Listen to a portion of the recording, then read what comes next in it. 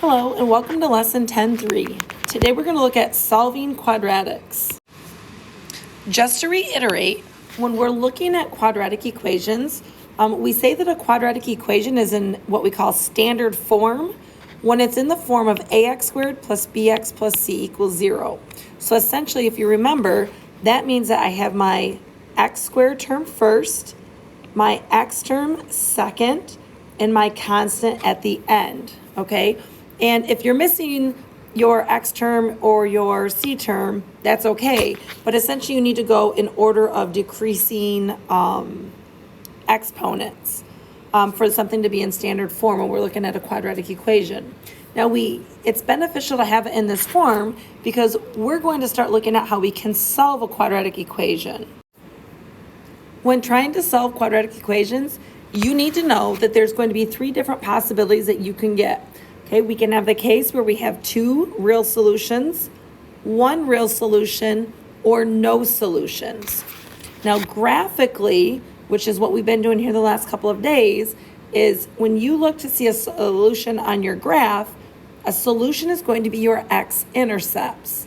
Okay, sometimes, depending on the text or the question that you're looking at, sometimes solutions are referred to as roots or zeros of the function as well. So if a problem tells you to find all the zeros, that's really the same thing as finding your x-intercepts. And visually, when we have two solutions, this tells us that our vertex is either going to be below or above our x-axis, and that our parabola is going to hit the x-axis in two different spots, as you can see here. Okay, so here and here. When we only have one solution, that is when the vertex is physically right at the origin or right at 0, 0.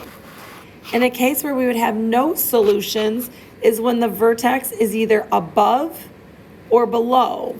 And in this case, you can see that my parabola is facing upwards and it's already above the x-axis, so it will never ever touch the x-axis.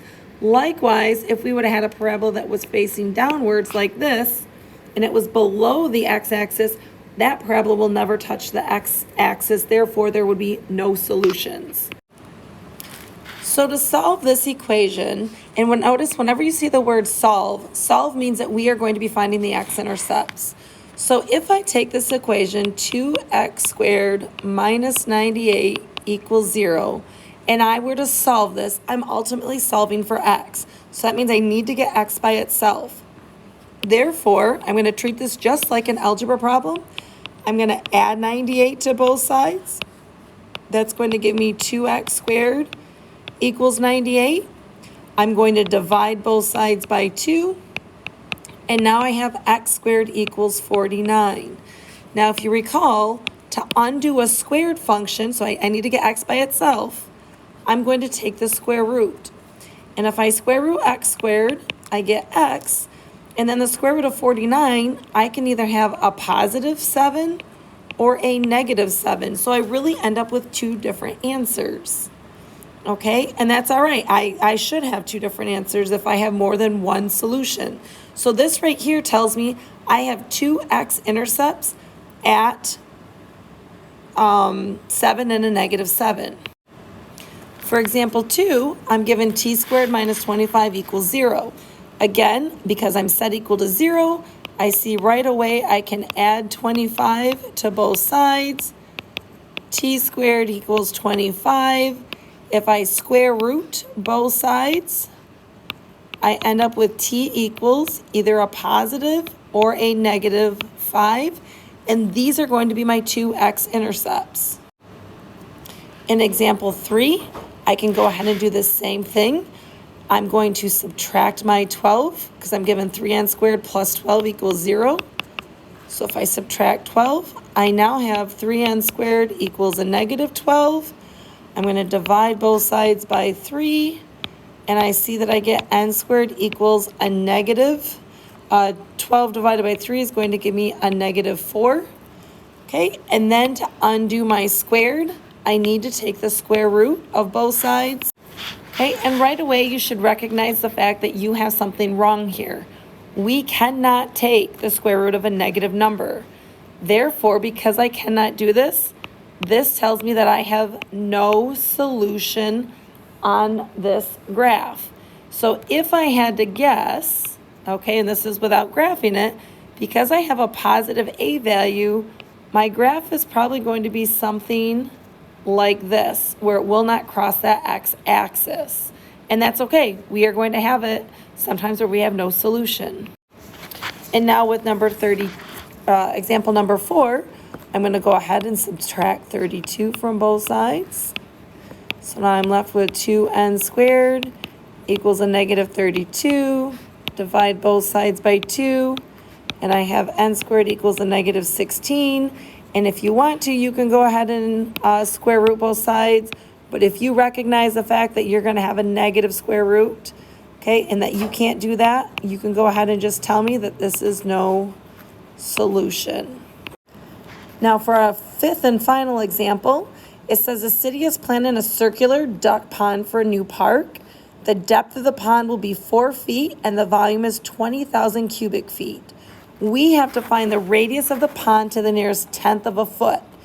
They give us the equation that the volume is equal to pi r squared h, and we're told that the v is the volume, r is the radius, and h is the depth. So given the information that I have, I know that my volume is 20,000 cubic feet. Pi is a constant. My radius, I do not know. So I'm just going to leave that as an r squared. But I do know that my h is actually going to be 4 feet. So now, if I want to get my r squared value by itself, I'm going to divide both sides by 4 pi. So I'm going to be left with r squared equals 20,000 divided by 4 pi.